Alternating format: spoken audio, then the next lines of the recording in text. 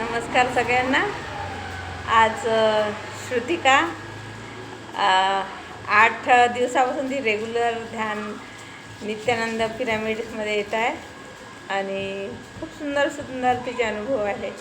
आज प्रत्यक्ष तिच्याकडनं आपण ऐकू की तिचा एकंदर जीवनाचा जो प्रवास करत आहे त्या 8 दिवसामध्ये तिला काय अवेअरनेस आलं आणि पाहूया, जेणेकरून तुम्हालासुद्धा याची गोडी लागावी किंवा तिच्या अनुभवातून काही शिकण्यासारखं आहे का. श्रुतिका, सांग बरं, काय अनुभव असेल तुझा. नमस्कार. सर्वप्रथम तर मी मनापासून मॅडमचे धन्यवाद आभार मानते की त्यांनी मला संधी दिली, मला जेवढे अनुभव इथे आले ते तुमच्यापर्यंत पोहोचविण्याची. इथे येऊन जवळपास मला 1 हप्ता झाला आहे. मी ध्यान करत आहे रेग्युलर 1 घंटा 2 घंटे असं. तर सुरुवातीला जेव्हा मी ध्यान करायसाठी आली तेव्हा एकदम डिस्टर्ब होती, म्हणजे बाहेरचे बाकी सगळे कामं म्हणा किंवा बाकी पण आपल्या लाईफमध्ये येणारे दैनंदिन रोजचे अनुभव, त्यामुळे सगळं लक्ष सगळीकडे डिस्ट्रॅक्ट झालं होतं.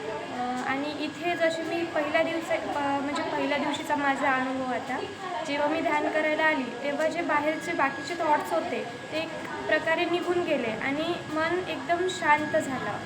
आणि थोडा वेळ ध्यान केल्यानंतर स्पेशली मी जेव्हा बाहेर मंदिरामध्ये किंवा म्हणजे घरी जेव्हा कधी ध्यानाला बसली, तिथल्या अनुभवापेक्षा हा अनुभव खूप वेगळा होता. म्हणजे मला शब्दात व्यक्त करता नाही येत, तुम्हाला प्रत्यक्षातच तो अनुभव घ्यावा लागणार.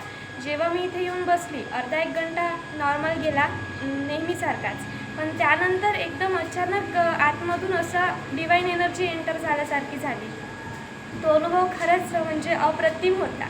त्यानंतर मग मला खूप गोडी लागली याची. मग असं वाटायचं की कधी एकदाचा वेळ मिळते आणि कधी पुन्हा इथे यायला मिळते आणि कधी त्या म्हणजे आपण म्हणतो ना ब्रह्मानंद, एकदम सर्वात हायर लेवलचा जो अनुभव असतो, आनंद असतो, ब्रह्मानंद, आत्मानंद म्हणता येईल त्याला आपल्याला.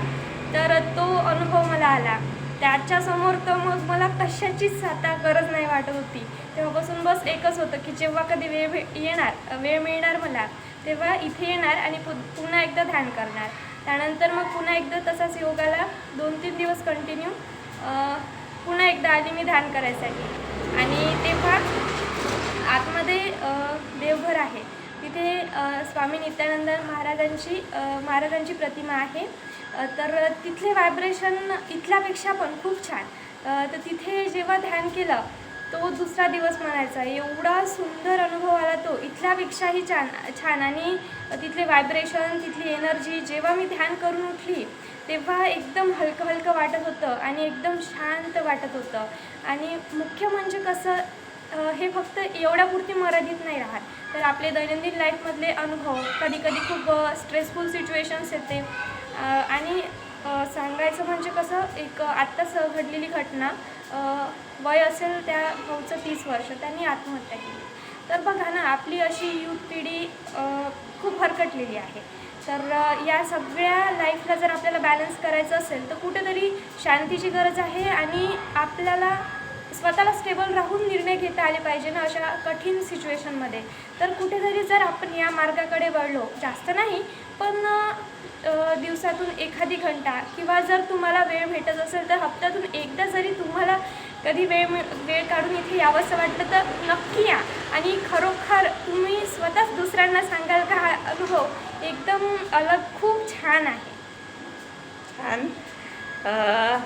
आज हिने अनुभव जो शेअर केला तो मला मनापासून वाटते, कारण हा अनुभव मी जवळपास 2006 पासून घेत आहे आणि अथक परिश्रमातून म्हणा किंवा गुरुकृपेने हे नित्यानंद पिरामिड तयार झालेलं आहे.